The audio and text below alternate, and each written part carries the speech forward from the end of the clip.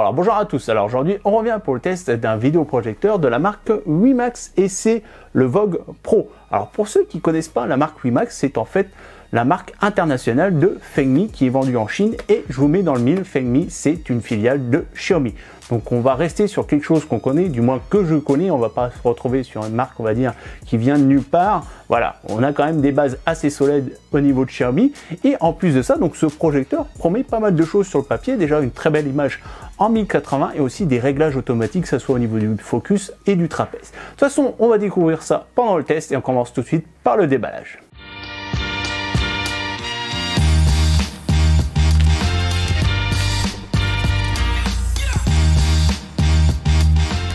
Allez, comme d'habitude, on fait un petit tour du propriétaire. Hein. Donc ici, on a le visuel du projecteur et donc là, le modèle, c'est le WiMax Vogue 100. Sur le côté, on commence à avoir des détails techniques comme le fait que ça va prendre en charge le Dolby Audio et le DTS HD et qu'on a la connexion en Bluetooth. Ici, on a les dimensions 200 par 200 par 148 et le poids de 3,5 kg. Allez, on ouvre. Donc on tombe directement sur une enveloppe qui va contenir une petite lingette pour nettoyer l'objectif. Ok, c'est bienvenu. Et ici donc un mode d'emploi tout en anglais. Après, donc on tombe directement sur le projecteur que je vais sortir de la boîte. Alors dans le fond, on va retrouver une télécommande, alors qui ressemble beaucoup à celle des Mi Box, hein. Vous voyez, avec cet anneau au milieu. Alors je ne sais pas s'il est tactile, hein, on verra ça pendant le test. Et donc c'est des piles pour l'alimenter. Et donc après, on a un câble avec une prise spéciale. Hein. C'est la première fois que je vois une prise comme ça. Bon, après je suis équipé, hein, logiquement. Voilà. Alors ça, vous pouvez trouver facilement. Mais vous voyez, hein, regardez. Ça me dit quelque chose ce logo. Je sais pas, alors c'est de la prise US avec une prise terre, c'est assez bizarre. Et voilà à quoi ressemble le vidéoprojecteur. Hein. On dirait presque un cube et franchement je le trouve très beau. Alors sur le dessus on a un bouton power avec une petite grille peut-être d'aération ou pour le son. Sur le devant donc on a la lentille avec un capteur sur la gauche qui va permettre de régler automatiquement justement la mise au point du projecteur. Ici on va sûrement avoir un capteur infrarouge, sur le devant à mon avis pour la ventilation, idem sur les côtés, on peut voir les radiateurs ainsi qu'un haut-parleur qui est juste ici.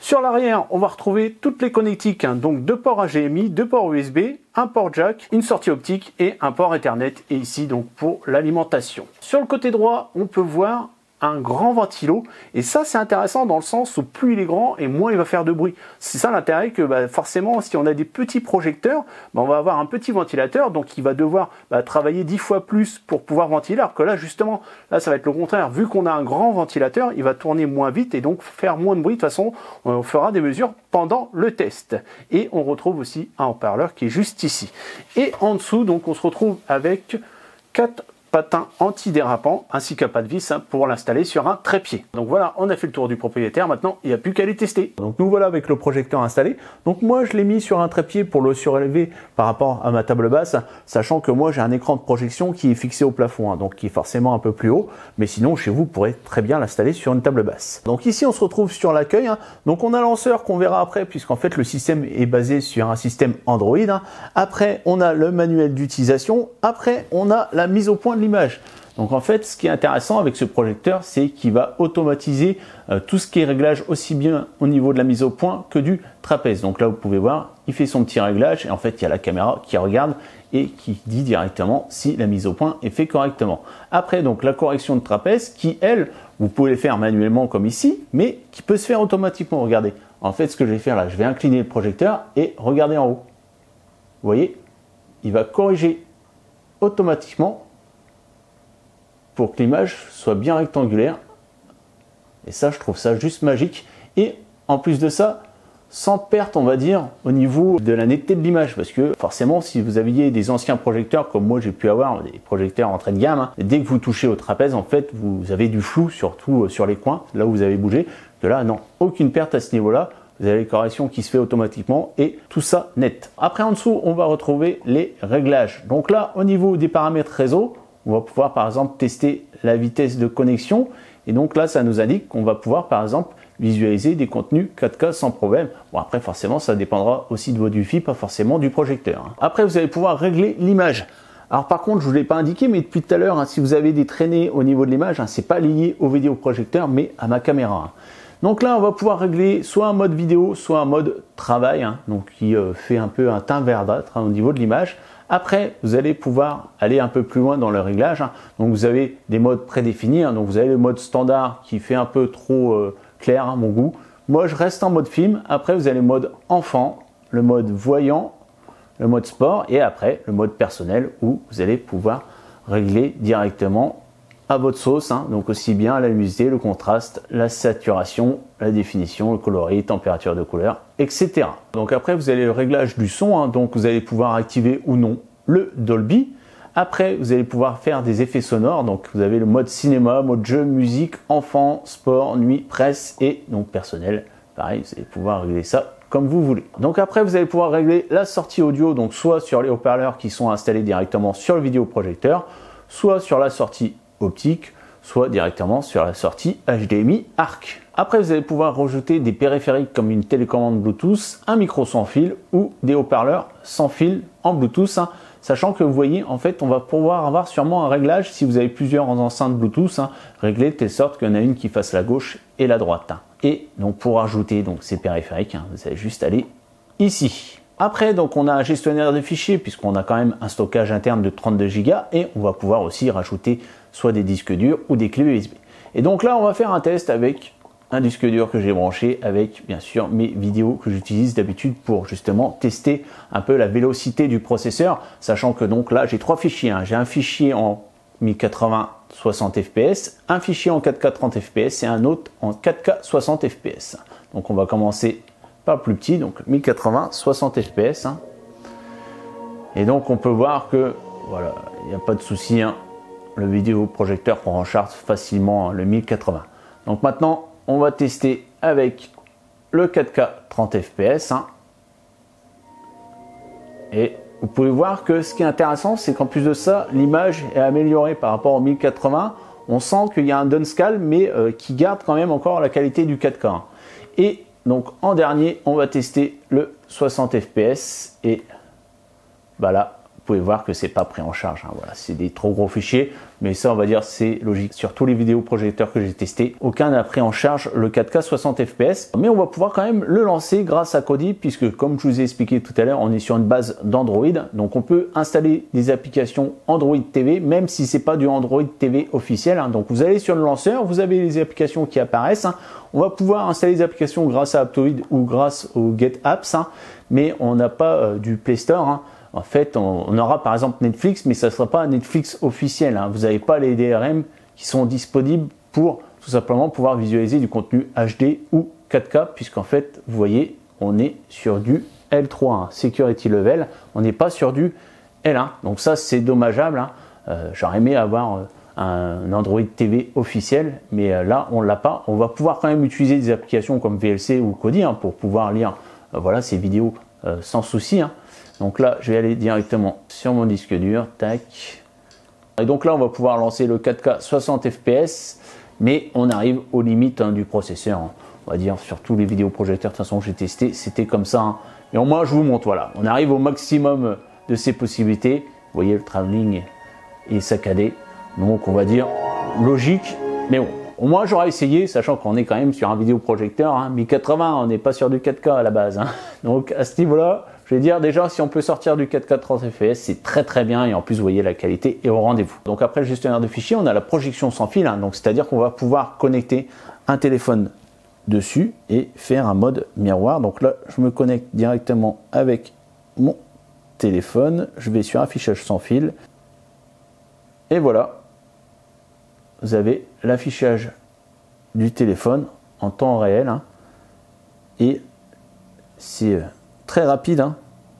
Vous pouvez par exemple lancer YouTube sans problème, ou aller chercher une de mes vidéos et voilà. Alors, bonjour à tous. Alors, et là on peut mettre en mode paysage et vous voyez que l'affichage suit.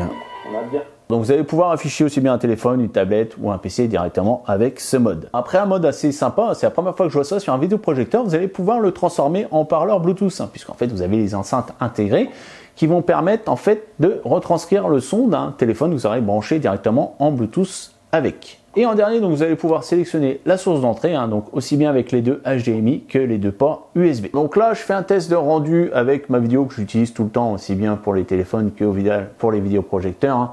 Et donc par contre, comme je vous ai expliqué tout à l'heure, les scintillements sont dus à la caméra, pas au vidéoprojecteur. Et on peut voir que franchement, c'est juste au top. Au niveau du rendu, je suis vraiment pas déçu à ce niveau-là. On a quand même quelque chose de très beau, sachant que là, je vous compare avec mon ancien vidéoprojecteur qui lui aussi est en 1080. Mais vous voyez quand même qu'il y a une sacrée différence, que ce soit au niveau de la netteté, des contrastes, etc. Donc maintenant, on va tester l'audio et on va mettre le son à fond pour voir un peu le rendu.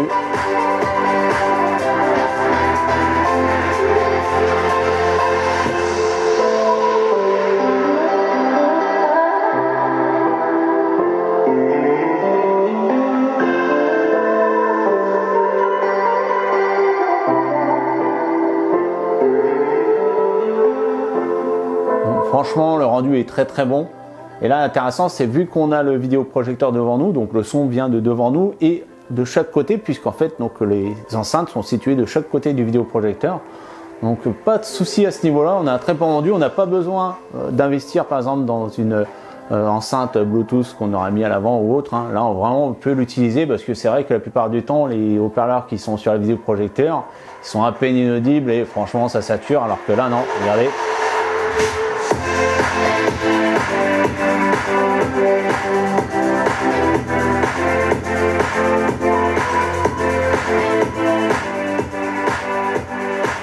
Franchement, rien à dire à ce niveau-là. Donc là, je vous fais un test de rendu avec une console. Et là, forcément, vous avez reconnu. C'est la Switch. Et ça pose pas de problème au niveau du vidéoprojecteur. Pareil, on a un très bon rendu. Et vous voyez la vitesse d'affichage, il n'y a aucun problème. C'est fluide. Et la dernière chose que je voulais vous montrer, c'est le bruit du ventilateur qui est vraiment silencieux. Comme je vous avais expliqué au déballage, c'est vrai que par rapport au dimensionnement du ventilateur, au final, ça se ressent au niveau du bruit. Dans le sens où, pareil, je vous fais une comparaison donc avec mon ancien vidéoprojecteur.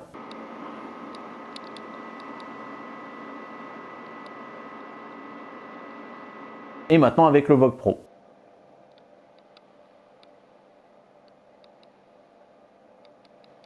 Et comme vous pouvez le voir, il y a une sacrée différence et ça rajoute un confort indéniable au visionnage. Bon écoutez, je pense qu'on a fait le tour de ce vidéoprojecteur, on passe à la conclusion. Donc voilà, c'est le temps de la conclusion. Donc au niveau des défauts, j'en ai relevé deux. Le premier, c'est le fait qu'on n'ait pas de petits pieds escamotables pour tout simplement incliner le vidéoprojecteur.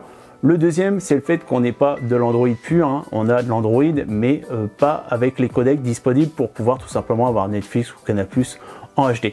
Sinon, au niveau de ses avantages, vous avez pu le voir, c'est sa qualité d'image qui est vraiment bluffante et surtout sa luminosité, ça crache et de telle sorte que vous n'avez pas besoin d'avoir la pièce entièrement dans le noir pour visualiser des films ou autres. Après, c'est aussi son silence au niveau de son ventilateur, franchement rien à redire, et aussi du son au final qui en ressort aussi bien en Dolby ou en DTS. Et en dernier, ce que j'ai aimé, c'est aussi le réglage de son focus et de son trapèze automatique, ce qui fait que vous le posez et après vous n'avez plus rien à toucher. Donc si vous voulez acheter ce vidéoprojecteur, bien sûr, vous aurez tous les liens dans la description. Et en plus de ça, je me suis procuré un petit code promo qui va apparaître juste en bas et vous allez pouvoir bénéficier de 21% de réduction. Donc si ce test vous a plu, bien sûr, il faudra liker, partager et surtout abonnez-vous. Ciao, bye bye, à la prochaine. Go.